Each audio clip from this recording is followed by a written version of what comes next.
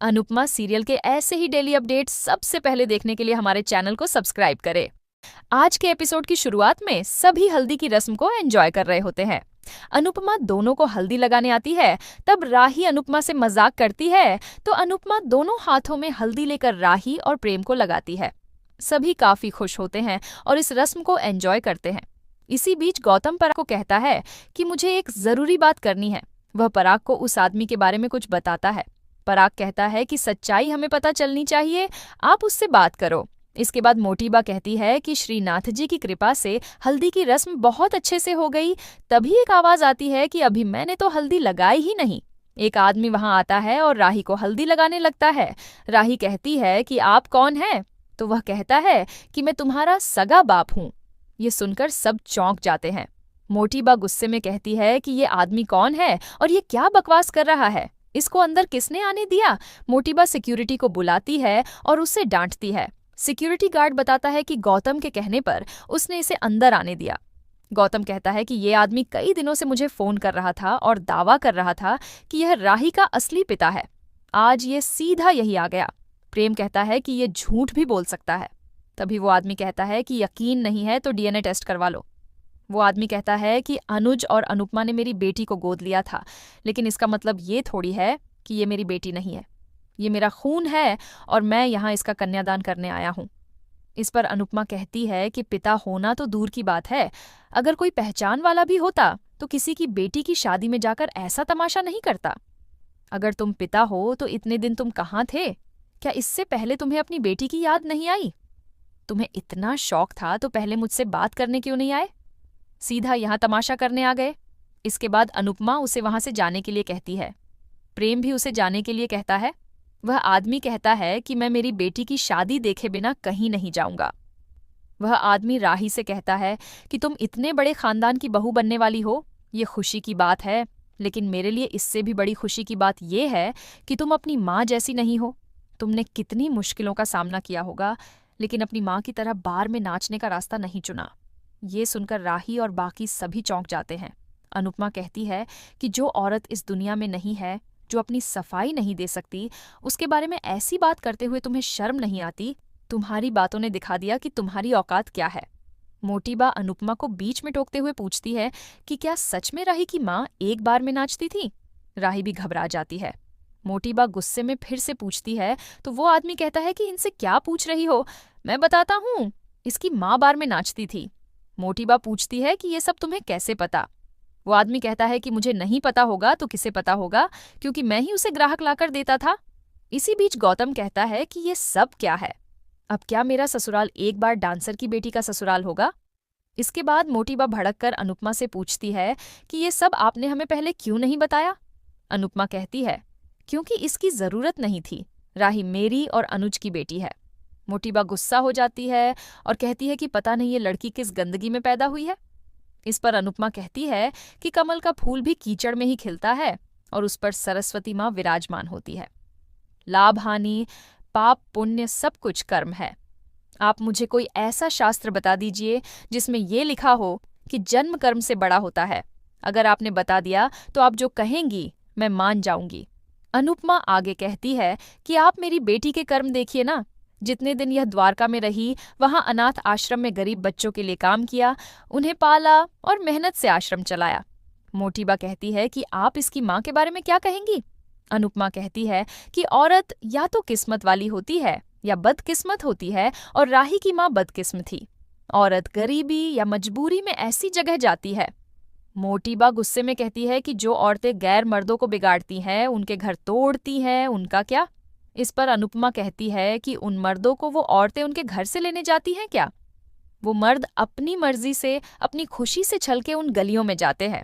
हम सब जानते हैं कि वहां जिन बदनाम गलियों में वो औरतें रहती हैं, उन गलियों को आबाद करने वाले मर्द ही होते हैं।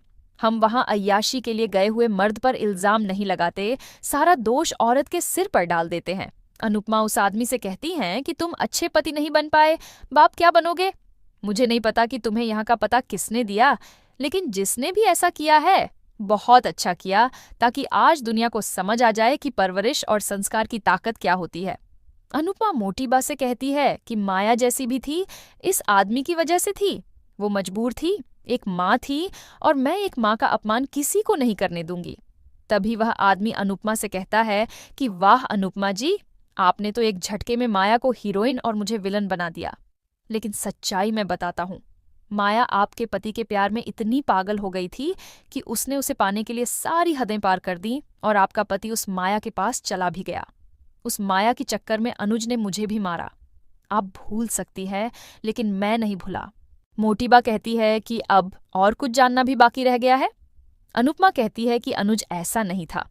माया छोटी यानी राही को मुंबई लेकर चली गई थी और अनुज की जान हमारी छोटी में बसती थी, इसीलिए वो इसके पीछे पीछे मुंबई चले गए। वो आदमी हंसते हुए कहता है कि अरे, आपको अपने पति की बेवफाई छुपानी है तो शौक से छुपाइए, लेकिन मैं अपनी पत्नी की रग रग से वाकिफ हूं और मुझे याद है अनुज और माया का वो जबरदस्त चक्कर। तभी अनुपमा उस आदमी को एक जोरदार थप्पड़ मार देती है। सभी हैरान हो जाते हैं। अनुपमा कहती है कि खबरदार अगर मेरे अनुज का नाम अपनी गंदी जुबान से लिया। अनुपमा गुस्से में सबसे कहती है कि आप लोग किसी पर भी भरोसा करने से पहले देख तो लीजिए कि वह भरोसा करने लायक है या नहीं। माया ने जो कुछ भी किया अपनी बेटी को अच्छी जिंदगी देने के लिए किया और मैं उसकी कुर्बानियों का सम्मान करती हूँ। बाकी जिसको जो सोचना है सोचो। पराग सिक्योरिटी गार्ड को इशारा करता है तो सिक्योरिटी गार्ड उस आदमी को वहां से ले जाते हैं और अनिल सभी मेहमानों को जाने के लिए इशारा करता है।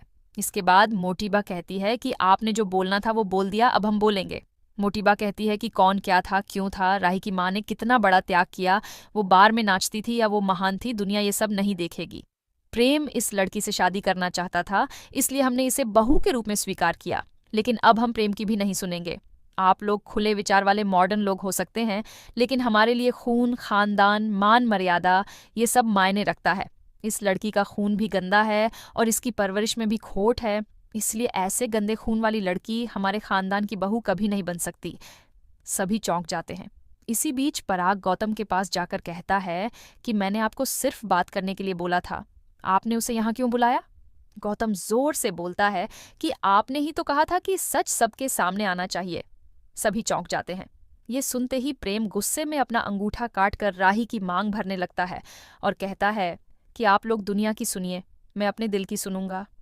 मुझे कोई फर्क नहीं पड़ता कि राही का अतीत, उसका खून, खानदान क्या है। मुझे इतना पता है कि मैं राही से प्यार करता हूँ और मैं सिर्फ उसी से शादी करूंगा, अभी इसी वक्त करूंगा। तभी अनुपमा प्रेम को रोक देती है। अनुपमा प्रेम को समझाती है कि सब कुछ अचानक हुआ है, तुम अपने परिवार को सोचने समझने का समय दो। अनुपमा मोटीबा से विनती करती है कि आप फैसला गुस्से में नहीं, ठंडे दिमाग से लीजिए। मेरी बेटी का जन्म नहीं, उसकी परवरिश और संस्कार देखिए, प्रेम और राही का प्यार देखिए। इसके बाद वह राही को लेकर वहां से चली जाती है। प्रार्थना भी प्रेम को संभालने जाती है। तभी प्रेम गुस्से में तालियां बजाते हुए पराग के सामने आता है और गुस्से में पराग के हाथ में चाकू देकर कहता है कि पल पल मारने से अच्छा है कि एक ही बार में मुझे खत्म कर दीजिए। आज कितनी समझदारी से आपने अपने दामाद के कंधे पर बंदूक रखकर चलाई है। मुझे पता है कि आपने उस आदमी को जानबूझकर यहाँ बुलाया ताकि सबके सामने राही और अनु मैम की बेइज्जती हो सके। इसके बाद गौतम समझाने के लिए प्रेम के पास जाने लगता है, लेकिन प्रेम गुस्से में उसे धक्का देकर कहता है कि बीच में मत बोल वरना चीर दूंगा। तभी पराग चिल्लाता है, लेकिन प्रेम भी चिल्लाता है। गौतम इससे खुश होता है। प्रेम कहता है कि अब कोई कुछ नहीं बोलेगा, आज सिर्फ मैं बोलूंगा। आप लोगों को जो करना था आपने कर दिया, अब मेरी बारी है, इंतजार करो और देखो अब मैं क्या करता हूँ। प्रेम वहां से चला जाता है और इसी के साथ एपिसोड खत्म हो जाता है। अगले एपिसोड में देखने को मिलेगा कि प्रेम मंदिर में राही से शादी करने लगता है, लेकिन राही कहती है कि वो बिना परिवार की मंजूरी के शादी नहीं करेगी। प्रेम गुस्से में आरोप लगाता है कि राही को उससे ज्यादा कोठारी परिवार की बहू बनने में दिलचस्पी है। वह गुस्से में आकर राही से रिश्ता तोड़ने की घोषणा कर देता है। आज के एपिसोड के बारे में आप क्या सोचते हैं, हमें कमेंट करके जरूर बताएं। साथ ही ऐसे ही डेली अपडेट्स के लिए इस वीडियो को लाइक करें और हमारे चैनल को सब्सक्राइब जरूर करें।